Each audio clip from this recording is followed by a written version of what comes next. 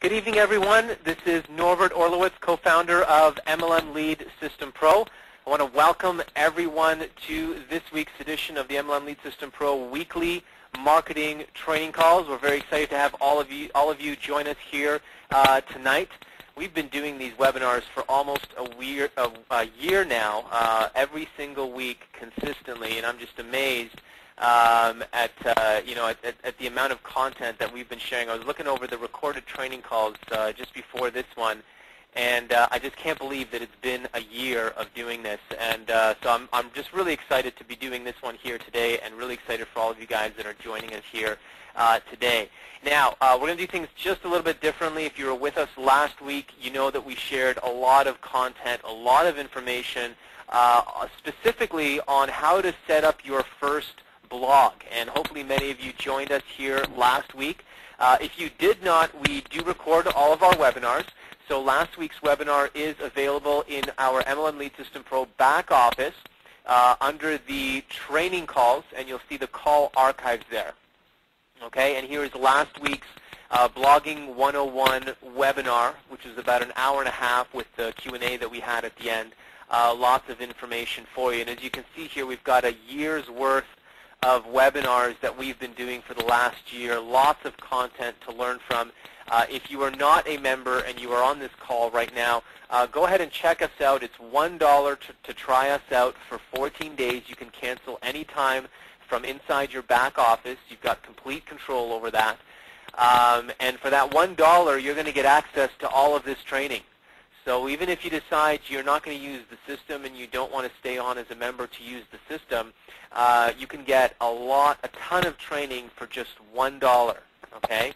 The blogging webinars are also going to be put under the marketing training tab under the Blogging 101 section right here. So you will be able to find part 1 and also this webinar part 2 within a few days. We'll get that up there.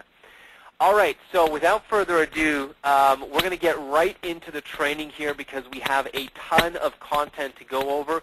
This is going to be a follow-up to last week's webinar where we had our guest trainer, Jeff Hoffman, teach you the basics of setting up your very own self-hosted blog. And now he's going to be sharing with you some more things that you're going to want to be adding to your blog and some more advanced strategies as well. So without further ado, I would like to bring on our special guest trainer, a partner of ours here at MLM Lead System Pro, a good friend and a great marketer, Jeff Hoffman. Come on out. Hello, hello. Can you hear me okay? Loud and clear, Jeff. How are you doing today? I'm doing great. I'm excited. Awesome, fantastic. And looking forward to it. I know you've been busy working, putting this presentation together to make sure that our members get a lot of value out of this. And I know you've got a lot of content for us, so let's get right into it. I'm going to make you the presenter and over the controls, and let's get into it. All righty. Let me know when you can see my screen and if everything looks all right. Blogging 102. Go for it. All right. Good deal. Okay, guys. This is my thinking. We could really do blogging webinars for a good year. I mean, there's a lot that goes into blogging, and there's no way that I'm going to be able to teach you guys all of that, in 2 webinars. So last week, we really drilled in, and we focused a lot on, point and click, how to install a self-hosted WordPress blog. And there's a lot more that we can talk about in the future on, different plugins and things like that. But what I thought would be most helpful tonight is to focus on giving everyone a big picture. I really want to connect all of the dots for you to show you how a blog fits into your marketing and how you're going to generate traffic, how it's going to make your social networking that you're already doing yield more results. And then I want to talk to you a little bit about search engine optimization and where that fits into the big picture so that you know when it's time to start thinking about SEO and what the trade-offs are. So I really want to arm you guys and give you a really good, it's like if you go to an auto repair shop and you really don't know anything about cars, it's very easy for a mechanic to take advantage of you, right? But if you go and you're very knowledgeable, then, and they start kind of, telling you some things that maybe don't line up, you'll spot it right away, right? Well, I would like for you guys to all have a really good understanding of how a blog is going to help you, how it's going to work, so that when you go out and you start outsourcing these different pieces, and people start talking to you, that you're the one with the big plan, okay? So let's talk about goals. What are the goals of actually having a blog? It's certainly not just to have a blog. We're doing it for a bigger reason. And there's really 3 goals that all of us in network marketing have. First of all, we want to generate leads. That's kind of like stage 1. Everyone starts out in lead poverty. We don't even have anyone to talk to. We've already kind of gone through our friends and family, and now we really need leads to kick things off, right? So that's where we found MLM Lead System Pro, and we implement these different marketing methods. So leads is a great goal. As a secondary goal, getting members to sign up into MLM Lead System Pro and to start to duplicate your marketing efforts. That's kind of like stage 2. And then the big goal, the primary reason that that MLM Lead System Pro exists, is to get sign-ups into your primary program, right? That's why we're out there building the list and doing all the things that we teach you guys to do in MLM Lead System Pro. It all boils down to number 3, getting sign-ups in your primary program. So to achieve this, we need 3 things. First of all, you need valuable content.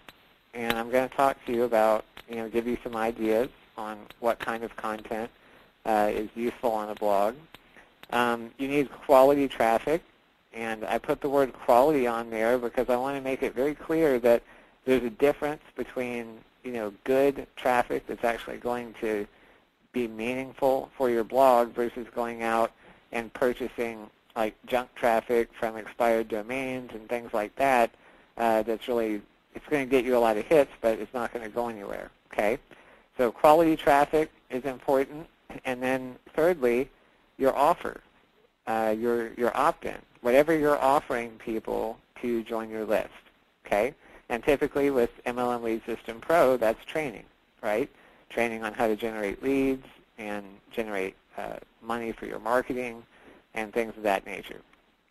So first of all, let's kind of drill in on the content piece. So the first question that's probably in everyone's mind is, what should I be writing about on my blog? And one of the first things that I want to talk about is stories. Throughout human history, one of the most powerful means of communication, the most powerful ways of kind of getting people to use their imagination is in storytelling. That's the most effective way to persuade someone.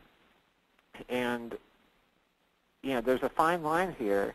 When I talk about posting stories on your blog, I don't necessarily mean a story about what you cooked for dinner last night or a story about your trip to the grocery store, unless those stories have meaningful insights or consequences for my target market, right? So if I learned an incredibly valuable network marketing lesson on my trip to the grocery store, then that's an awesome story. Otherwise, I'm not really talking about a diary. So I have in parentheses here relevant, and what I mean by that is we always want to tell stories that are relevant to our market. So if you're talking to network marketers, you want to make sure that if you tell a story on your blog, it's relevant to them. And then DHV stands for display higher value. And this is kind of a complicated topic, but I'm going to try and make it simple. You don't want to brag. I'm not at all suggesting that you sound braggadocious on your blog, But at the same time, if you can work in, if you happen to be telling a story that is, teaching something about network marketing, and in the process of telling that story, you mentioned how you came to this insight while you were out on the lake on a sunny day enjoying the nice weather and your boat, then people who read that story may think, like, wow, he has a boat and he was out chilling on the boat. I'd sure like to have that, right? So DHV, display higher value, what I mean by that is you want to put these little spikes in your writing that convey that you're a network marketer that deserves to be followed, okay? So next up, lessons learned. All of us are always learning. There's we're all on the learning curve. So as you go through, if you're a new marketer and you're thinking, well, I'm not an attraction marketing expert, how can I write a blog? Well, here's your answer, because there's a lot of other new people out there too. And you actually have an advantage over someone like me, because I don't remember what it's like to be new, right? I've studied pay-per-click and SEO and all this crazy stuff.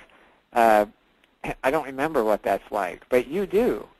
And you can relate to other people who are in that same position, and you can teach these lessons that you're learning as you go, okay? So lessons learned is powerful, inspirational, motivational. People always like to be inspired and motivated, so that's a good topic for our market. Product and service reviews. Think of all the income streams that we have built into MLM Lead System Pro, and what could you do on your blog in the way of reviewing those different income streams that may amp them up and help you generate more results, right? So, or you could even review competitive products and then, draw that traffic in and get people to opt into your list and sell them on whatever you're selling. So product and service reviews are great content. How-to and tutorials. People love to be told, how to do things. We had great reviews as an example of last week's webinar on, setting up a self-hosted WordPress blog. People really like, step-by-step how-to instructions. So case studies are another really good example. If you can take a problem, a common problem that people are having, and solve it, and then document your solution and kind of put together a little case study, that's another really good, valuable piece of content. Industry news and updates, frequently asked questions.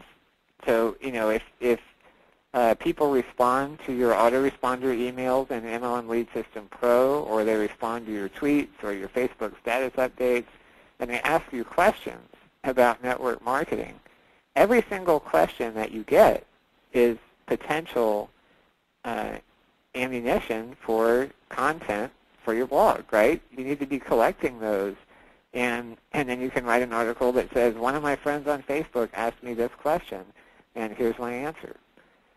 So essays and editorials, these are basically like position or thought papers where you're kind of commenting on the industry at large and giving your opinion, things of that nature.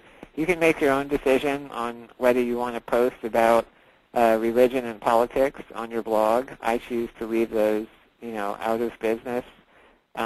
Here's the thing, it'll either work for you or work against you. If you state your position on those things, then you'll attract other people who have similar views, and you'll push away people who don't. And if you kind of stay neutral, then, maybe you have a broader market, but a less specific one. So you can think about that. And lastly, I have this one. I don't know if this is the right term. I kind of coined it on the fly. I'm calling it autoresponder support. And the idea here is, all of us have a list, and these autoresponder emails that are going out and directing people back to MLM Lead System Pro or to different income streams. What if a certain autoresponder message, if you went in and edited it so that instead of sending people right to the income stream, it sent them to a blog article that you wrote where you reviewed that income stream and you had a little video that showed how you actually put it into practice. So now when they get the autoresponder message, they click the link, they see your blog, they see your branding, they say, wow, this is really professional. They read the article, that sounds cool, they watch the video, wow, it really does work. They click the link and they go buy it, right? So autoresponder support, what I mean by that is think of what you can do to support your autoresponder. What can you do to add value so that your autoresponder and your blog are tied together and they're complementing each other? Okay, when? When should you write? I'm going to recommend that you write one killer post every week or two. And this is the kind of post, I'll explain what killer means in a moment, but basically really good, you take your time, you make it valuable content, right? And then 2 to 3, let's call them regular posts per week. And these are not bad content, but these are content where maybe you set a timer for 30 minutes and you decide that you're going to write 500 words and you choose, a few keywords or an idea that you're going to go after, and you just make it happen.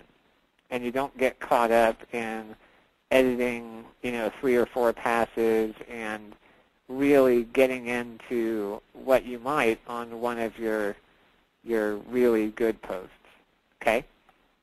So one killer post every week or two, and then 2 to 3 regular posts per week. And how are we going to make that happen? Well, I recommend that you write the best content, the content that defines your blog, your voice. Another word for this kind of content is link bait. And what I mean by that is content that is baiting people or getting them to link to it. So the link bait that other bloggers link to and the posts that people tweet to their followers because it's great. Okay, that's what I mean by a killer post. The one that you take your time, you make it really good. You only do this every week or two, and so you really get it right. And these are the articles that your friends pass around that get noticed by other leaders in the industry and get linked to, and things like that. Okay. Now you can outsource the rest of the content, the 2 to 3 articles a week that are kind of your filler content. Now, you can set a timer for 30 minutes and do as I suggested before, or you can outsource it, okay? Now, if you outsource it, you can just go to a site like elance.com and look for a writer. You can post an ad on Craigslist saying that you're looking for writers. You can search in Google for freelance blog writer or freelance writer, and you can find people that way. So, I'm not really going to focus on how to find the people because that's a fairly known problem. But I want to talk for a minute on how to work with them. There's a few ways that can happen efficiently, okay? The first is that you provide headlines and article outlines, and you let the writers kind of go in and write the article, but you've provided the framework. You've provided the original thinking. So even though this is a person off of Craigslist or this is a person from Elance that may not be an expert in attraction marketing and MLM lead generation, they'll still be able to write these 500 to 600 word articles that are useful. They may not be groundbreaking, earth-shattering articles like a few of your really killer articles are, but they'll be good. It won't be like people come to your blog and go, oh, this is obviously crap, and then here's a good one. We don't want that. We want to make sure that it's all good content, but just we want to make sure that you use your time where it adds the most value. Another way that you can work with an outsourced writer is to rework content that you're already producing.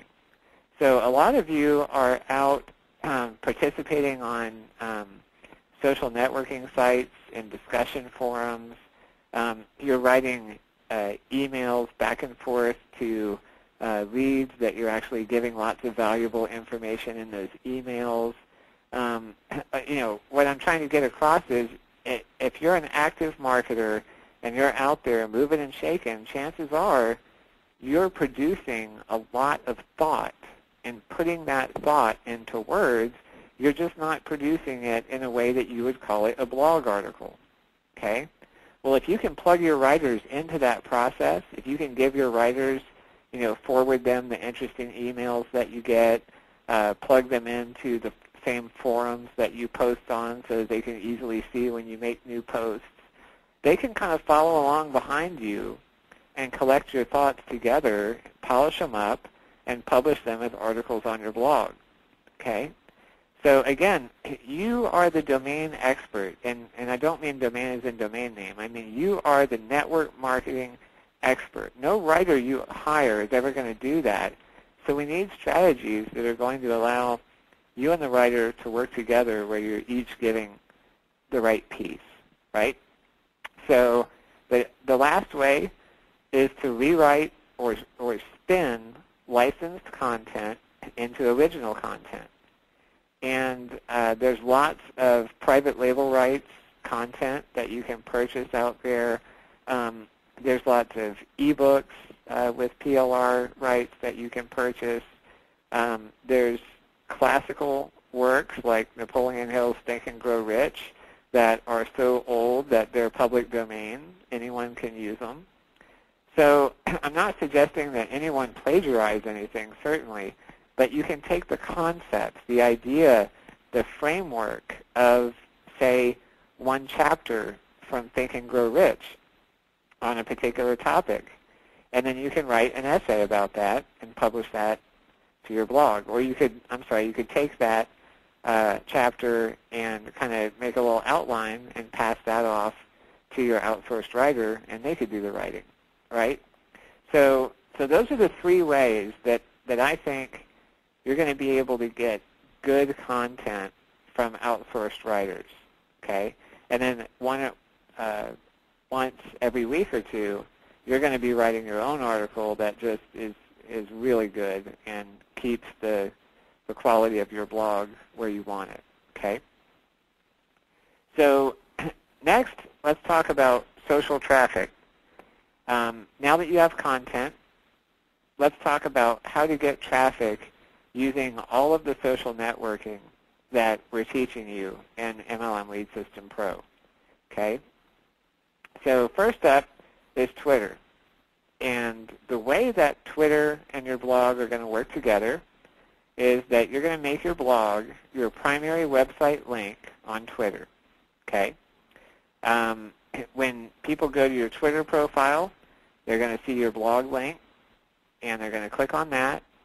That's going to take them to your blog where you have lots of great content, and you have your opt-in that leads them to MLM Lead System Pro and these weekly webinars and the training and the value add that you offer, okay? So you want to make your blog your primary link on your profile.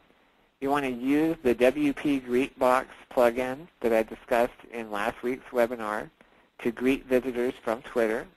And all that does is when people come in, when they click on a link from Twitter that leads to your blog, it's going to have a special little box above the content that just says, hello, Twitter friend. If you're not yet following me on Twitter, make sure to do so here, blah, blah, blah, whatever you want to say, okay? But it makes it more personal. Next, you want to use a site called twitterfeed.com. You set up that site. It's very easy, and it will automatically tweet about each of your new blog posts right away when you publish them. Okay? So you don't have to go make a link and take it over to Twitter and remember to tweet about it. When you hit publish in your WordPress blog, it's just going to automatically get tweeted. Okay? And lastly, you can use the discuss.com commenting plugin for WordPress. Again, I talked about that last week. And you install the Discuss WordPress plugin. It replaces WordPress's commenting system with sort of an enhanced one. And basically what that's going to do, if people come in from Twitter and read your article, they're going to be able to log into your blog using their Twitter username and password. And when they post a comment, that comment is going to get tweeted. So then their followers are going to see that they commented on your blog, which is going to draw their followers to your blog. Okay? So viral traffic, incredibly powerful. Next, let's talk about Facebook. Again, you want to link to your blog from your Facebook profile. If your blog is really good and it's converting well, it may be your only link. You can decide that on your own, but you definitely want to link to your blog from your Facebook profile. You want to use the WP Greetbox plugin that I talked about last week to greet visitors from Facebook, and it will give them a different message that you can customize. But again, it helps kind of add a little extra warmth when people come in from the social sites. Again, we're going to use twitterfeed.com, and Twitterfeed will also integrate with another service called ping.fm. And ping.fm can update your Facebook status, your LinkedIn status, tons of other sites. So basically, if you combine Twitterfeed with ping.fm, it's going to automatically put out Facebook status updates every time you publish a new blog entry. Okay?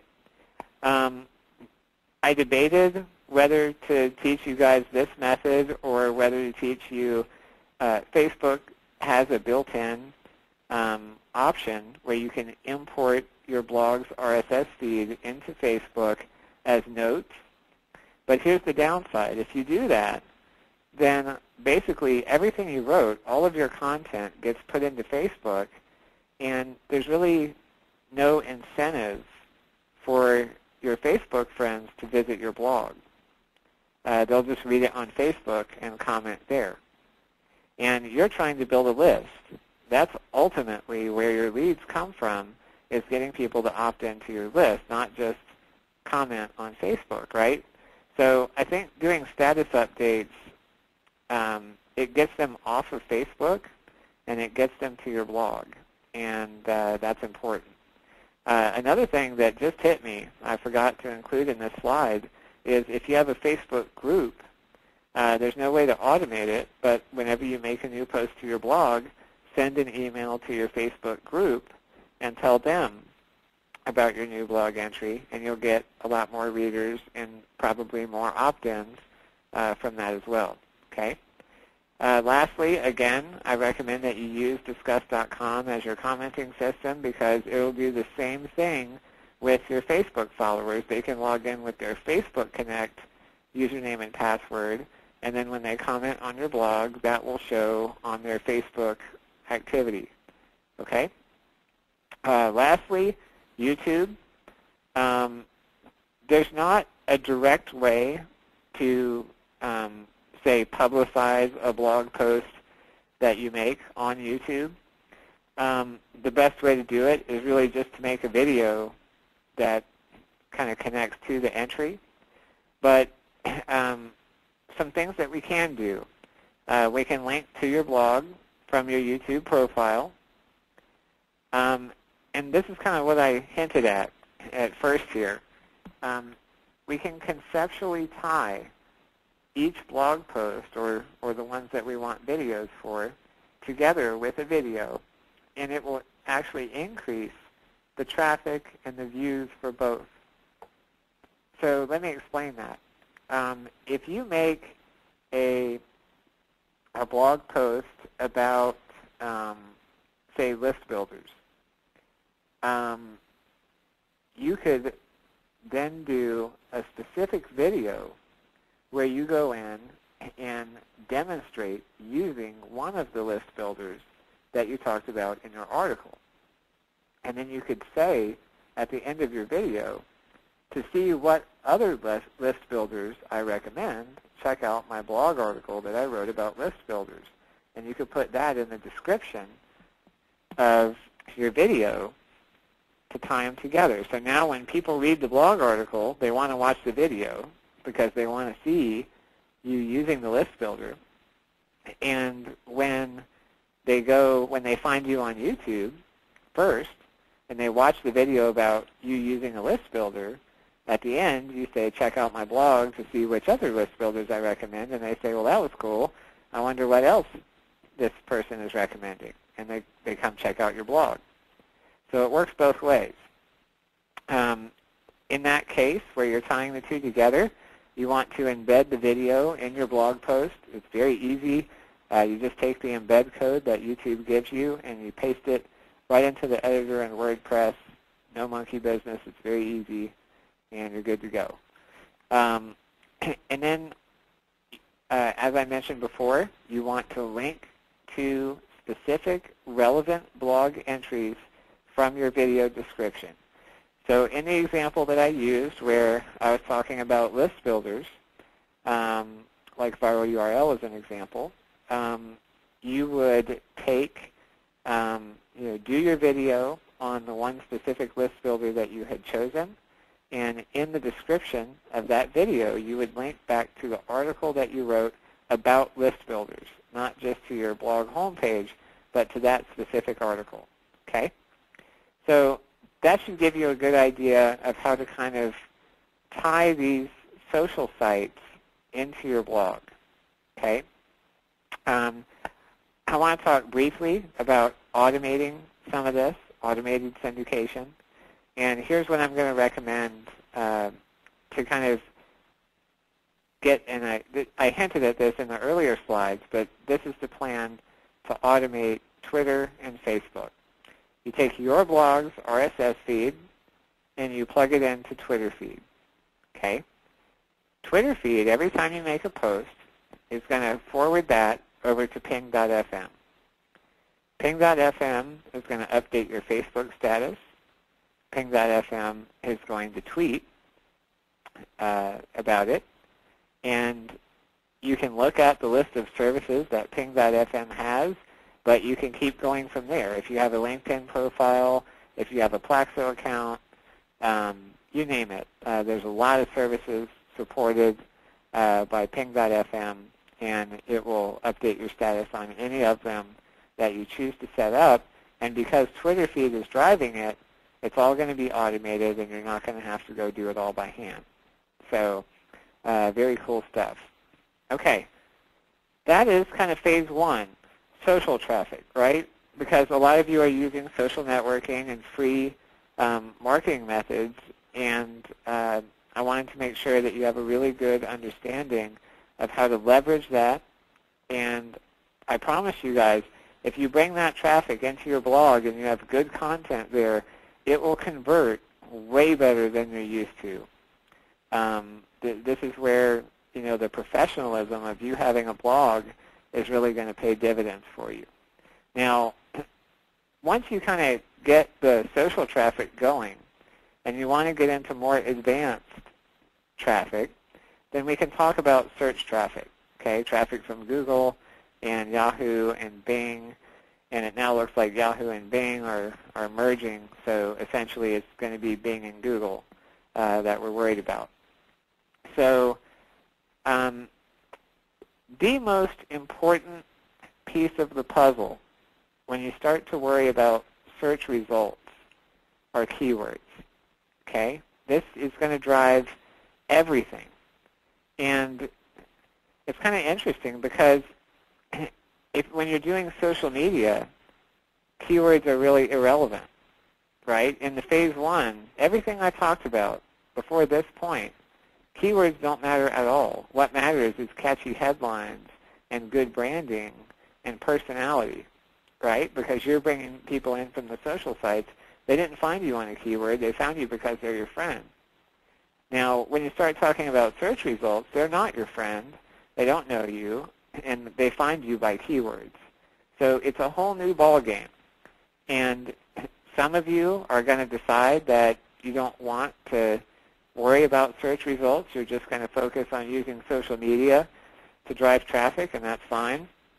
Others will decide that you really want to focus on search engine results and drive your traffic that way, and you're not interested in social media, and that's fine. And others are going to want to do both.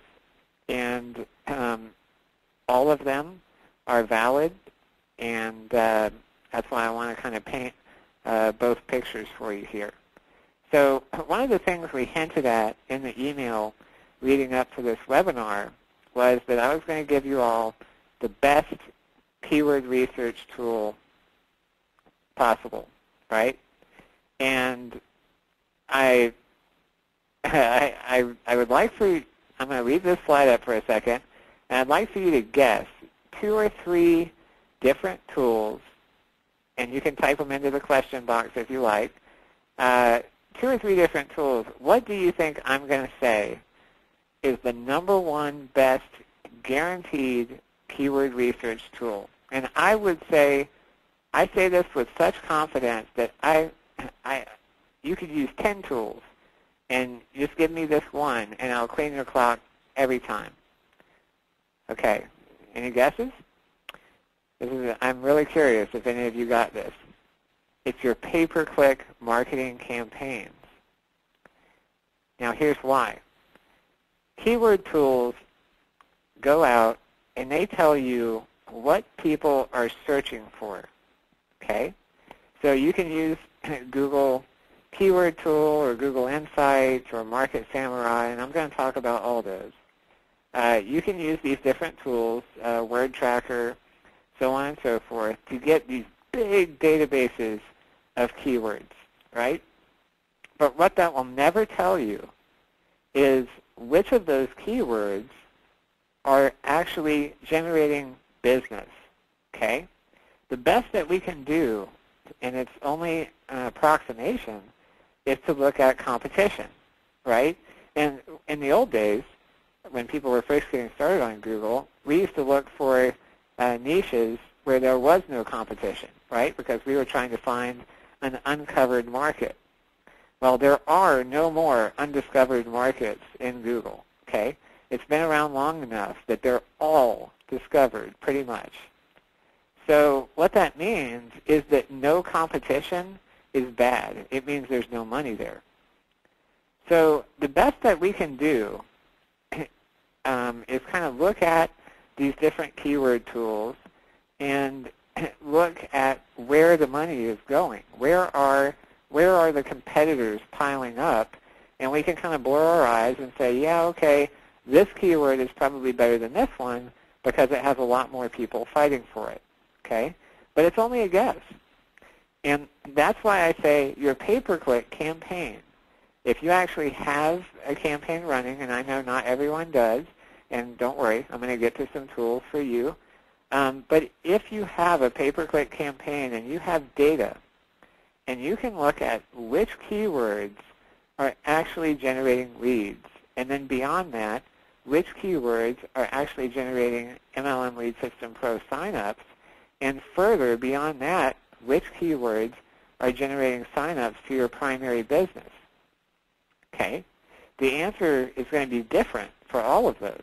And that data, okay, here's another thing. As you start to optimize and get into search engine optimization, SEO, and trying to get what we call organic rank, it's going to take 90 days, if you're lucky, to get a rank on a competitive keyword. Some keywords, it could take a year of consistent work in highly competitive markets, okay? So do you want to go and invest 90 days of effort in a keyword to get ranked there, only to find out that you've just got a bunch of curious looky-loos who are searching for that, but no buyers there? Definitely not. And this is where pay-per-click is the genie in the bottle. It can give you the answers. It can tell you precisely where the money is, where people are buying, and then you can take that data and go spend 90 days or spend a year, if you want to, going after one particular keyword that you know drives a ton of business. And when you rank it organically, now you're getting all that traffic for free and you're printing money. Okay? So the best keyword tool, I don't care what anyone tells you, is your pay-per-click data. Now, beyond that, if you don't have pay-per-click data or you want to kind of broaden your keyword portfolio for pay-per-click, a really fantastic tool is called Market Samurai. This is like the Swiss Army knife of keyword research tools, and this is the only paid tool that you're going to need for a long time. It does a lot of different stuff. I'm not going to teach Market Samurai tonight. There's a lot of tutorials on the Market Samurai site that are fantastic, video tutorials that walk you through a lot of the concepts. But basically, that tool will help you kind of figure out, what the keywords are that make sense to go after, and it will help you find not necessarily undiscovered spots, because, like I said, I really don't think there's many of those left these days, but it'll help you find spots that are at least have reasonable levels of competition where you can start as a beginner and get a result in 30 to 60 days. Okay? So Market Samurai is a fantastic tool. I think, I should have looked before the call, but I think that the price is somewhere around $150. You buy it one time, and it's a lifetime license, and it rocks. So if you're serious about keywords, then I would buy Market Samurai. This one's totally free, the Google Keyword Tool. Believe it or not, this is actually an excellent tool. And a lot of the best SEO pay-per-click people that I know use this as one of their main keyword tools. So, in fact, the Google Keyword Tool, this very tool right here, is what drives Market Samurai, or it's at least one of the pieces. So you just go to www.google.com/keywords. You type in one or more phrases and hit search, and it's going to pop up with a big list of related keywords along with all kinds of good data on those keywords, and it's totally free. So Google Keyword Tool, fantastic. And this one, Google Insights, is also a Google tool. It's newer, and it's really good. It's different than, like this tool, the Keyword Tool, produces the biggest list that it can of related keywords. Whereas Insights, it's not so much focused on giving you a big, huge list of words as it is telling you like the top 10 or 20 that are really getting searched on like now. So Google Insights is fantastic for spotting trends or kind of finding new keywords that people have like just started searching for, new trends as they're starting.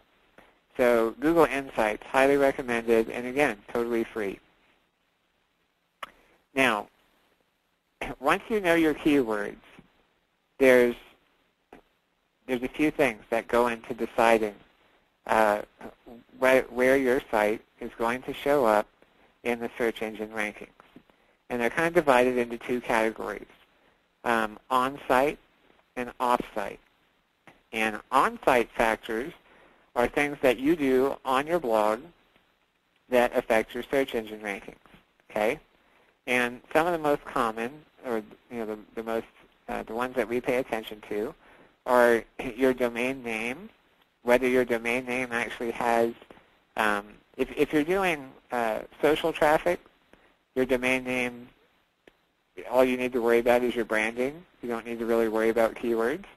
But if you want to drive search traffic, your domain name, it's a lot more important, and actually having the main keyword phrase that you want to rank for in your domain name is really powerful. So, your domain name and then also the age of the domain, believe it or not, has an impact or some sway on Google. So if you go buy a domain name from an auction that's been around for 5 years, that domain name is going to have a better chance of ranking than one that I just bought. Okay? Now, it's not necessarily a strong factor, so I'm not saying that you just go by the oldest domain you'll find and you'll be on page 1. It's not that powerful, but it is considered. Okay? Your title and your meta description. The title for your blog is going to be basically the name of your blog, and your meta description is going to be usually your theme has a place for you to type that in, and if not, last week's webinar, I talked about the all-in-one SEO plugin, and that has a place when you install that plugin where you can control your meta description. The meta description is basically just a little, it's kind of like about the length of a tweet, like under 200 characters, that describes either your site as a whole or the particular blog article that page is about. And that little blurb actually shows up in the search engine result pages. So when you go, search on a keyword in Google and it pops up with search results and it shows you the title, and then right under the title it has like 2 or 3 lines about that site, that's the meta description. Okay?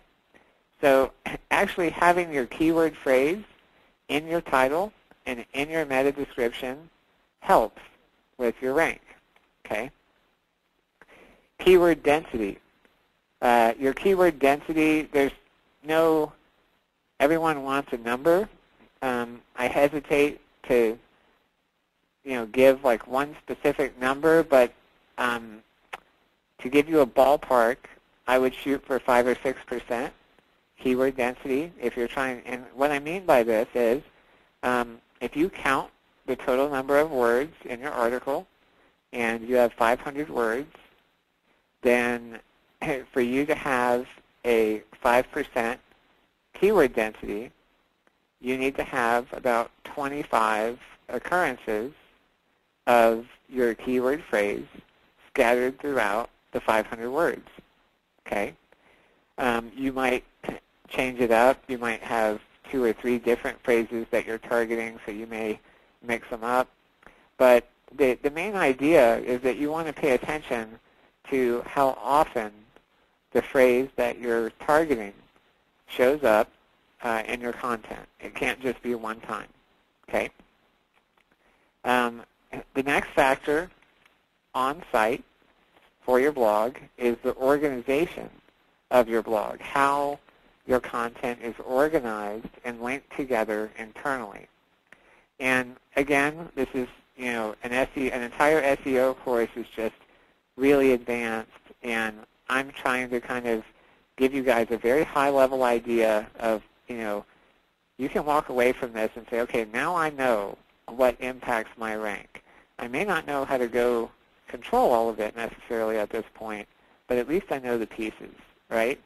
So having your content organized nicely into categories where all of the content in one category is about a certain subject, and then all of the content in another category is on a different subject.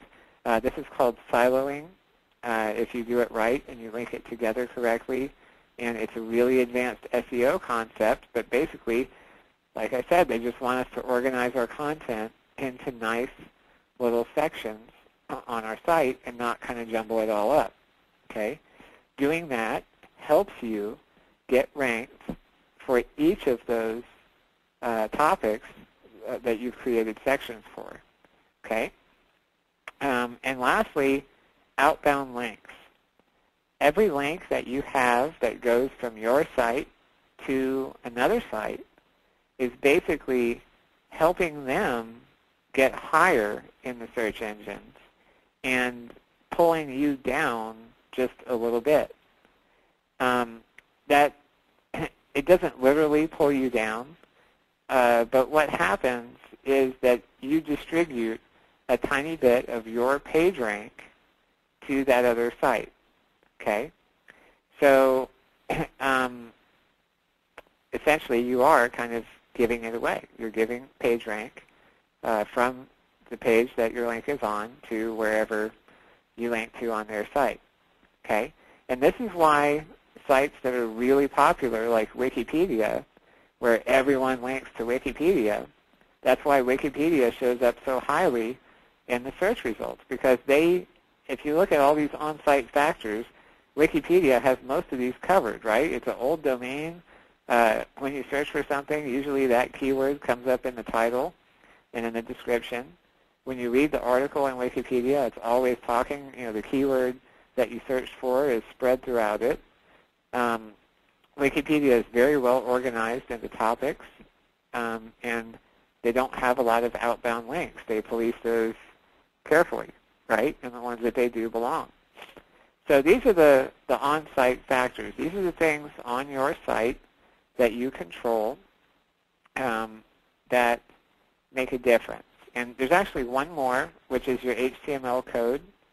And this is really controlled by your theme and the particular plugins you have installed. And I don't want to get into a lot of detail there, but some themes are just bad. Where they should be using a tag for a heading, instead they'll use a tag for just a regular old paragraph, and they'll just make it bold. Well, the search engines actually pay attention to the code, and they understand the difference between a heading and a bold paragraph. So you do want to pay attention to the theme that you choose, and you want to try and get the advice of someone that you trust, who knows SEO, or find a theme that advertises itself as being well optimized, and you want to use that. And I guess the other way to do it would be just to use a theme that you like, and if you're having problems getting ranked, then you can start looking at the code as a possible culprit. So those are the on-site factors. Off-site factors are actually a lot more simple. The off-site factors, the things that happen not on your site, but that make a big difference in your rank, is really in incoming links. So, when I talked earlier about that's why Wikipedia always ranks so highly, because they have a lot of inbound links pointing to Wikipedia, right? So incoming links are basically the currency of Google. That's what gives you page rank. That's what drives your rankings, and that's really what SEOs do, is create the right number and quality of inbound links. Okay. The number of inbound links is a big factor. It's not the only factor, but all things considered, all things being equal, sites that have a lot of links are definitely going to be ranked higher than sites with less. The quality of the links makes a big difference. One link to your blog from apple.com's homepage would carry more weight than 100 links, maybe even 1,000 links from just other network marketers' blogs. Okay? And that's because apple.com has such a massive page rank that when they link to your site, Google and all the other search engines basically say, wow, this must be super important for this site to be linking here. Okay? So if you can get a link from a site that is ranked higher in Google, that's going to be stronger. It's going to be a better link for your ranking than one on a page that's lower in Google. Okay? I also have in parentheses here TLD. That stands for top-level domain.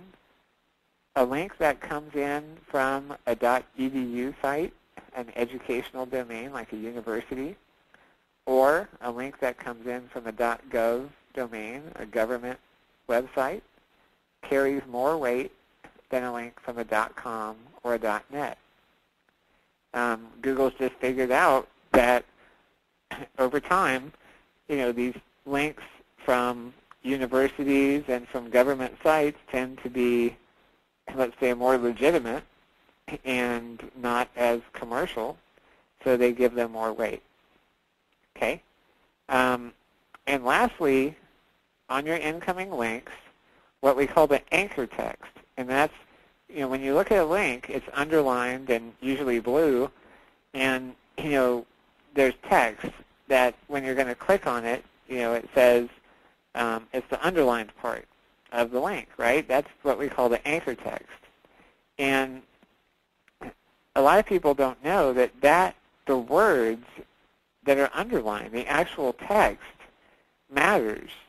So to give you an example, if you're talking about MLM Lead System Pro and you want to get ranked for MLM Lead System Pro, then you're basically going to want to make sure that all of the links coming back to your site that you're trying to get this ranking for have the word MLM Lead System Pro in the blue underlined part. Okay? If the blue underlined part just says click here, then that's going to give you credit for the words click here, which is useless. That doesn't help you rank on MLM Lead System Pro. So anytime you're creating links in all the different ways that links can be created, whether that's commenting on other people's blogs or creating trackbacks and pingbacks and getting directory listings and all the different ways that you can create links, you always want to pay attention to that anchor text. And you also want to make sure that you vary that text, that you don't always use the exact same thing over and over and over. 600 links that all say MLM Lead System Pro, and that's all they say pointing to your page, is not going to be very strong, because Google's going to look at it and pretty quickly figure out that these were all automated or produced by one person, and those 600 links must all go together, so let's just count them as one. So what you want to do is, if you're going to have 600 links, you want about 60 different variations of anchor text that have your key phrase in them somewhere, but some other words mixed in too, so that you do about 10 links for each for 600 total. Okay? So the main idea, though, that I want you to take away is that the number of links, the quality of those links, where they come from, and the particular text that was used in the creating of the link, all of those things matter, and it matters a lot. Those are big factors in getting your site ranked. Okay? So I have a little warning down here at the bottom. Don't go too fast, or you could end up in the sandbox. And basically, the sandbox is kind of like to put it in a nutshell, it means that you don't show up in Google for 6 months. And it can be painful if you get put in the sandbox. It's really difficult to get out of it early. You pretty much just have to wait it out. And a very quick way to get into a sandbox is to go use like a automated tool that creates like thousands of links to your brand new site, and then Google looks at it and says, no way, this brand new site could have this many links. Let's put them in the sandbox and give it some time to see what happens, right? You don't want that to happen. You want your site to stay off of Google's radar and to appear natural and to appear popular. So to do that, you want to make sure that the links that are being created to your site, that it's happening on a pretty consistent basis, like not like 500 one day and then none, for 2 weeks and then 500 more, but more like 10 a day, consistently. But you also want it to be somewhat random. So maybe 7 one day and 15 the next, and you know, you don't want it to appear too mechanical, right? So these are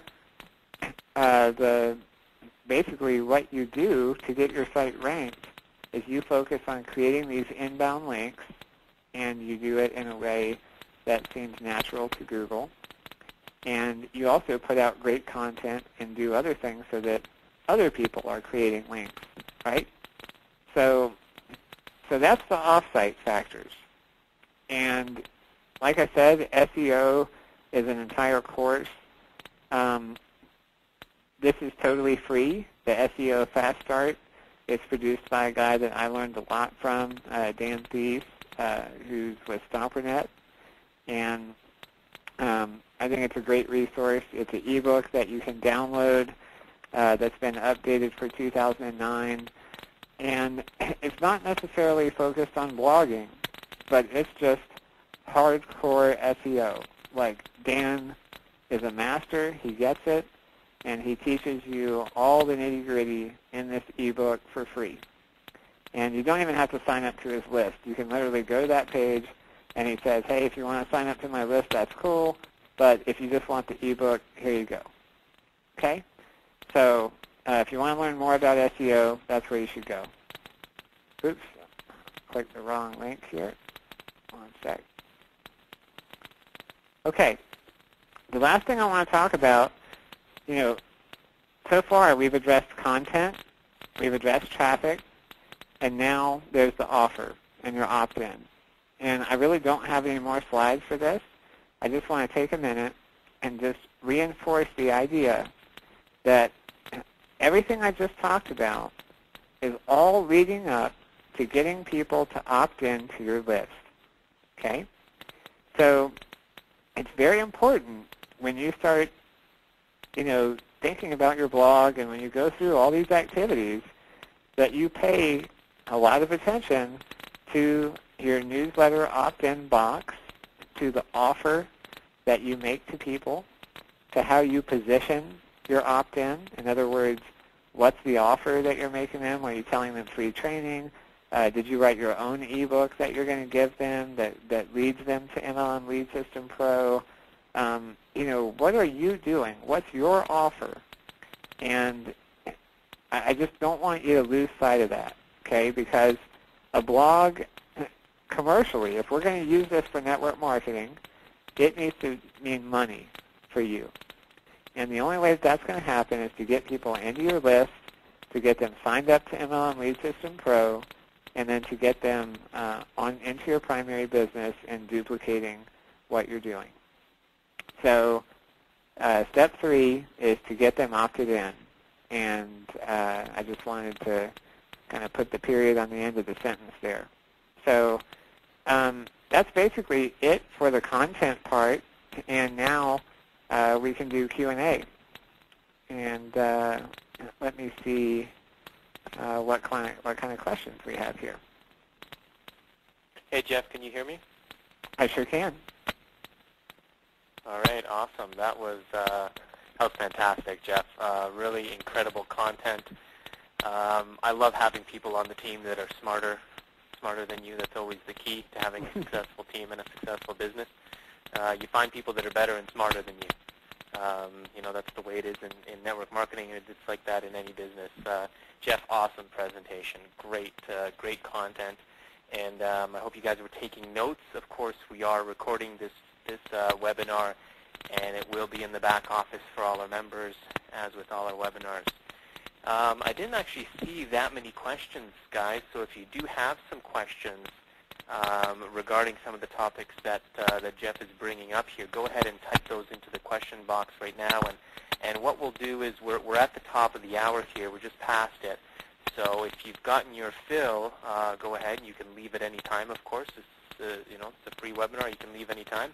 But if you want to get some more information, we're going to go through some Q&A now. We'll probably spend another 20 minutes or so and do some Q&A. Okay? Cool. So let's see. Did you find any questions there that... Yeah, I sure did. There we go. Okay, there's 2 questions that I'll kind of address together. The first one is, and this is relating to links. And the first question is more of an explanation. The question was, what are what's the difference between inbound and outbound links, or what are inbound and outbound links. And to put it simply, an inbound link is a link from some other site on the internet to your site, to your blog. Okay? An outbound link is a link from your blog to some other site on the internet. Okay? And it's really that simple. Now, the related question, and I saw this repeated several times, is what do we do to get inbound links? How do we get more links to our blog? That's something that you're going to be learning and sort of mastering for a while going forward. The easy answer is, and probably the place that most people start, is to create social bookmarks. And there's a site called socialmarker.com. Again, it's free, or it was last time I checked. And socialmarker.com, you take your blog article and you fill out a few fields of information, and then it steps you through the process of creating bookmarks to that blog article on each of the different social bookmarking sites. And again, you don't want to go crazy and do like 50 in one shot. If you're going to do 50, you want to space it out like 5 a day for 10 days, right? Make it look natural. So, but each time you create one of those bookmarks on one of these social bookmarking sites, that is a link back to your site. That's an inbound link. Okay? So that's usually where people start. And then beyond that, there are directories, and you can just search for, blog directories, website directories. That's, in fact, how Yahoo got started, was as a directory. And, in fact, the Yahoo directory is still one of the most valuable links on the Internet. You have to pay $300 for 1 year to be listed in the Yahoo directory for one link, and they have the right to deny you if they don't like your site. You pay $300 just for the privilege of being considered. But if they include you, then that link carries a lot of weight and will help your rankings across the board. So if any of you decide to go that route, I suggest you have at least 10 posts on your blog and make them good posts, and have a nice theme, and don't just like slap up WordPress and go spend $300 because they're going to deny you and you're going to lose your money. So in general, social bookmarking. Another great way would be article marketing, right? Because every time you submit an article to an article directory, they give you a couple lines in the resource box. That's a great place to put a link back to your blog. Twitter, you can tweet a link, and that'll be on your Twitter page. You can create a Squidoo lens or a hub page and link back to your blog. So I'm just kind of going off the top of my head here, but the key idea is, there's not one answer. There's lots of different ways to do it, and you want to kind of investigate that and find out what works for you. And the big thing there, Jeff, just to jump in, is if you notice, Jeff is mentioning a whole slew of different ways you can create links back to your blog, and there's many more. And of course, this is a long-term strategy. Okay. Again, there's no such thing as get rich quick here on the internet. This isn't something that, okay, I need some links back to my blog, and so you work for 5 days to do that. No. This is a long-term strategy that you have to work consistently over a long period of time. Of course, a great strategy, if you can, is to outsource it and have somebody else do it for you on a regular, consistent basis over a long period of time. That's, of course, ideally the situation you want to be in, because it can be a lot of work, yeah. Yep. But again, at the same time, if you have a strategy on it, it could basically be 5 minutes a day. You know what I mean? 5 minutes a day, post a comment on something or submit your articles. It's part of your other marketing strategies as well. It's just got to be part of your long-term marketing strategy. Yep. Okay, I see. That was great input, by the way. I totally agree. And by the way, that's why I mentioned that if you can, use your pay-per-click data to drive those decisions, because it really stinks to outsource a lot of work and spend a lot of effort and time ranking on a keyword that does no business, right? So if you take away one nugget from tonight, that will save some of you a lot of wasted effort and time. Okay, there's a question here from Karen about whether it's important to brand herself, like using her name in a website and carry it through to her blog and social networks. And it seems the general confusion, not only on Karen's part, but I saw the question repeated in other words, is, my name doesn't really have any keywords in it. So how am I going to get ranked in Google if I use my name? And you are accurate in that your name doesn't have any keywords in it other than your name. That is the keyword. But that is not nearly the entire equation. What's far more important is the number of links coming back to your site and the anchor text or the underlined part of the link that comes back to your site, what keywords are in that link. Those factors will, with a little bit of time, outweigh the fact that your keyword is not in your name. Now, I'm not necessarily recommending that you use your name or you don't. I think that's an individual decision that everyone should kind of decide in terms of how they're choosing to position their blog and MLM Lead System Pro and your U Inc. business. But I see nothing wrong with using your name. That's what I'm doing personally. And I think that I'll be able to get ranked on all the keywords that I desire just with some work, even though that keyword won't be in my domain name. Okay? So the other way to look at that question about branding is, I kind of covered two things in my slideshow, right? Like two ways of driving traffic. One is using social networking, and the other was search traffic. And for social networking, keywords and all that mumbo-jumbo just flat out don't matter. All that matters is your brand. And in that case, if you are driving most of your traffic, Karen, by using social networks, I would say absolutely your branding is important. Push it through everything, and don't even worry about keywords. Who cares? Or even if you're just going to start with social networking, start there, because you'll be able to get the rankings that you want once you learn a little bit about SEO by creating the right number and quality and quantity of inbound links. Okay. Someone else asked a question, how often should I post? That is in the recording, but the quick answer is I think that you should be posting one really well-written, well-thought-out, really good content piece every week to 2 weeks. And I think that you should have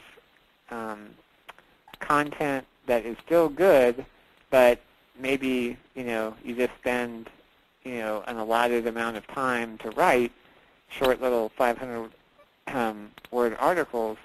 You put those out, 2 or 3 times a week. The main goal, I would say at a minimum, your blog needs to be updated twice a week. And that's a minimum. Like, I'd really like to see 3 times a week. But when you start getting down to once a week or less than once a week, you're getting into kind of dangerous territory. So, and in that case, your blog may not really perform for you as well as you might hope is what's going to happen. So, okay, let me look through some more questions here.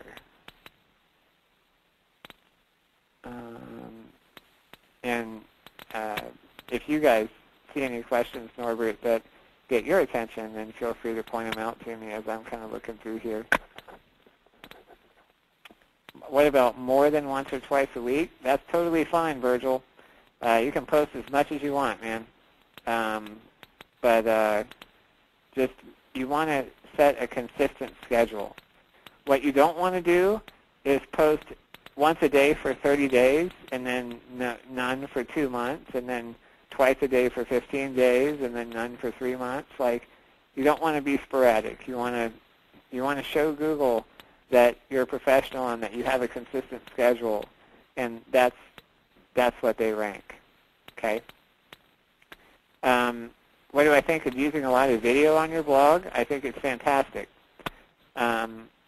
Obviously, you want words too, because words are what get searched, and words are what the search engines are going to find, and so forth. So I don't think I would want a 100% video blog necessarily, but I love video, and I think it's very persuasive, and it builds a lot of rapport and connection with your audience, and yeah, I think it's totally will improve your results if you're good at video.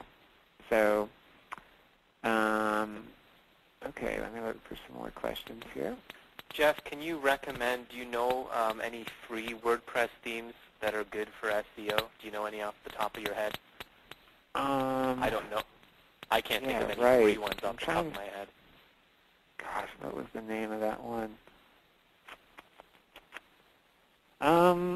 You know what we can do is as we come across some in our research, maybe we'll put out some recommendations for themes. I just wanted to say we need to make a little section in Blogging 101 where we can make a few recommendations, because there is a theme that I'm thinking of. I just can't remember the name, and it's free and it's good. So. And then there's even themes we can recommend that are premium themes that have affiliate programs that we could maybe, do something with. So who knows? We'll figure out some good stuff and put that in there for you guys. A lot of if you just search for SEO WordPress theme, most of the time people aren't lying. If they say that their theme is search engine optimized, I'm not saying take it 100% as fact, but, chances are that it's probably more optimized than the guy who's not saying that, right? So if you search for SEO WordPress theme, that's probably a great place to get started until we put up specific recommendations. Okay, there's a question here about how do you tie your blog RSS to Twitter feed and ping.fm. The best place to start is to go to twitterfeed.com and then just follow the instructions on Twitter feed. I did it earlier today. It was super simple, like 2 steps. They literally just want to know the URL of your RSS feed and for you to put in like a username and password. And that creates a Twitter feed account, and then you basically set up a few options just to tell it how often it should post and a few little things like that. And you tell it whether you want it to send the announcements directly to Twitter or whether you want to send them to ping.fm. Now, you guys can go either way. If you send it straight to Twitter, that works great. The reason that I recommended ping.fm and kind of stuck that in as an intermediate is because ping.fm can also update your Facebook status and your LinkedIn status and lots of other statuses and social sites. So, if you use Twitter feed and go right to Twitter, that's awesome if all you're doing is Twitter. But if you've got more going on, then, you're going to need to kind of mix ping.fm in there in order to cover all your bases. Okay, let me look for another one here.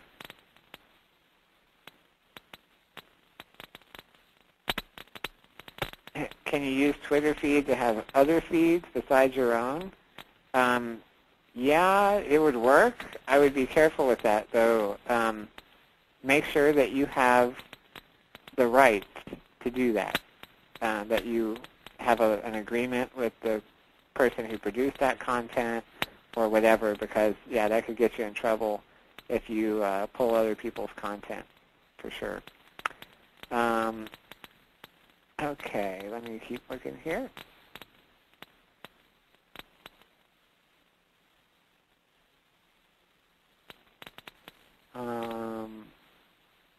Okay, where do you find your RSS URL? That's a good question, Virgil. It kind of depends on your theme, but usually it's whatever your blog address is, /feed, F-E-E-D. If you use Firefox, the Firefox web browser, when you go to your blog, up at the very top of the Firefox browser, it will show a little RSS icon, and you can click that, and it'll take you to the feed also. So that's a few different ways, but usually on a default WordPress install, it'll be yourdomain.com/feed.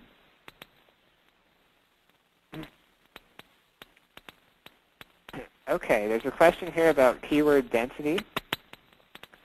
And Rick is asking, 6% of a 500-word article is 30 words. If I have a 3-word phrase, doesn't that mean I need 10 occurrences to make up the 6%? Yeah, I'm pretty sure that that's right, Rick.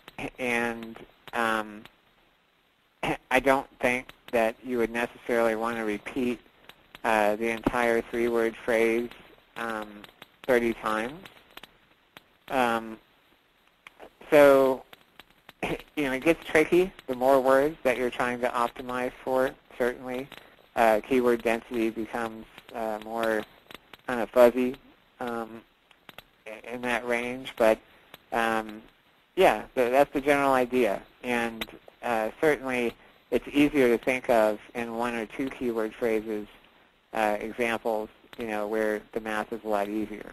So, but yeah, I don't think that you would want to repeat that phrase 30 times. I think that you would cut down on that for sure. So, okay. Do we recommend that you have AdSense? I actually do not. That's up to you. My belief is that my blog has one purpose, and that's to generate leads. And I'm really not interested in sending a potential lead to a potential competitor so that I can earn like 65 cents or whatever I would make on that click. I think that unless your blog is getting a ton of traffic, it might add up to, 20, 50, $100 a month. It would pay your hosting maybe, but I look at the downside of potentially losing people, and I don't think I'd do that personally. I don't really like putting ads on my blog. I try to keep it focused on my offer, on getting people to opt in and take advantage of whatever it is that I have to offer a value on my list. And anything else is kind of a distraction, right? So, okay, I'm looking for one more here, Norbert. You see any that you noticed? Let me see if someone... Looking. There's a lot of questions here, trying to pick out some. Yeah, there are. Is WordPress.org and WordPress.com the same? No, they're not. I would watch last week's webinar, Carolyn. They're very different. WordPress.org is for self-hosted. That's what we're teaching about, and WordPress.com is not self-hosted. And I kind of talked about the differences in those last week, so you can check that out. There's a general question here that maybe it's worth addressing. There's still quite a few people on the webinar here. Yep. I'll just read this out. One problem I found is the abundance of tools is overwhelming when starting out in internet marketing. Are there key foundational steps for blogging and the broader extensions of site development, blah, blah, blah? Basically, without making too many investments in tools and resources, just really quickly, guys, you really have to really manage your business, okay, when you're getting into internet marketing, especially as a newbie. Yes, there's an overwhelming amount of information. There's so many tools and resources and ebooks and courses and systems and everything that you can spend your money on. So you've got to be really strategic. We've tried to do a really good job of helping to outline, some of the main key marketing strategies that you should start with. Okay, blogging is definitely a great strategy that you can start with. And if you watch the first video last week that Jeff did, that's really all the basic fundamental stuff. Get that stuff down first, and then move on step by step. You can get a lot of your business. You can get started without spending a lot of money. You just have to have a plan in place first, and then be a disciplined business owner. Know your plan and stick to your plan. Okay, so at the same time, I also want to say that it's really important to value your education and educate yourself. So you should be budgeting some of your business expenses towards education and furthering your knowledge, because that's the only way you're going to increase your value, which is the key to making more money in any business. Okay, so hopefully that was kind of a general question, but it's always worth answering that one. Yeah, and the only thing I would add to that is that, and this just reinforces what you said, Norbert, is, I would pick like one or two things that you want to focus on and generate results. And I would lock onto those things like a pit bull until I made something happen. And the danger, if you don't do that, when you start getting hit by this information overload and all these different tools and all these different strategies, is that before you know it, you're spending a week or two doing one strategy, and then when that doesn't really generate immediate results, then you think, well, maybe I should do this other strategy, and then you spend a week or two doing it, and then it doesn't generate immediate results. And, there's some people that just kind of go through that cycle and never really get anywhere.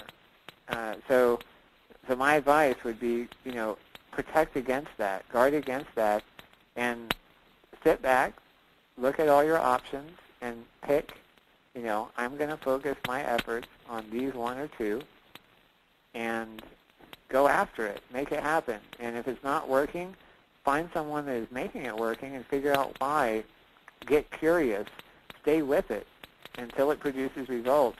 And then once you're getting results, then you can just, kind of outsource that portion, offload it to someone else, and you can move on and learn something new, right? But don't move on before you make things happen. That's a mistake. Okie doke.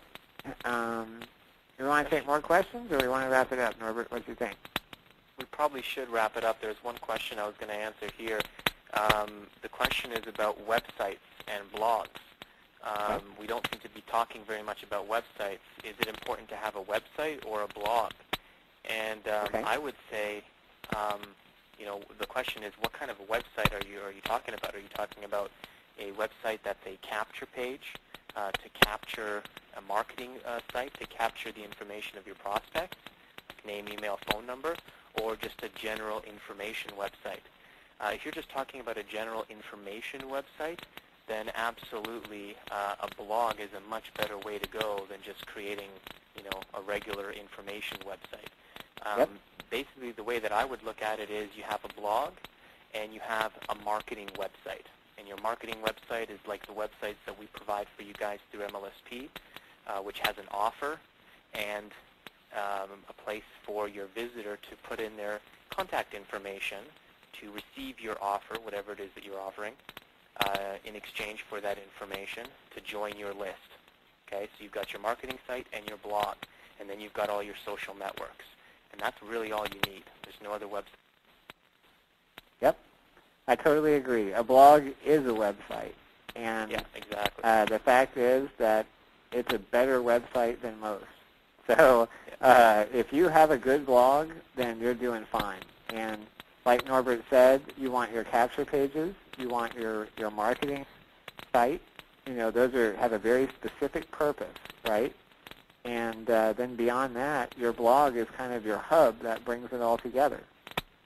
And yeah, the only thing I forgot to mention, so for you that hung out till the end here, you get a little bonus, is make sure also to link from your blog back to all of your social profiles, right? When I talked about YouTube, Facebook, and Twitter, I talked about how important it was to link to your blog from those profiles, but it's equally as important to link from your blog back to those profiles. And what happens is people find your blog and they start clicking around on all these different social profiles, and they see all of this hard work that you've been doing, and that you've been doing all these things that we've been teaching you guys in MLM Lead System Pro, and it starts to pay some dividends then. All the dots are connected together. You've got nice branding. You're writing good content. You've got a good offer, a sharp marketing page. You've really got all the pieces. So, yep, I think that's all you need, a blog and an MLSP, and you're good to go. There you go. All right, guys, we're going to wrap it up here. Thank you again, Jeff, for the awesome information, the great content, and thank you for everybody that asked your questions. I wish we could have gotten to all of them. There's a ton of questions in there. We will work at trying to address as many of those questions as we can. What you'll want to do is, if you want to access the recording of these 2 webinars and all the other webinars, you can access that in the members area of MLM Lead System Pro. You'll see it in the webinar archives, and Jeff is going to put these 2 videos into the blogging section as well. All right, so again, thank you everyone for joining us here tonight, and we will see you on next week's webinar. Everyone have a great night. Good night.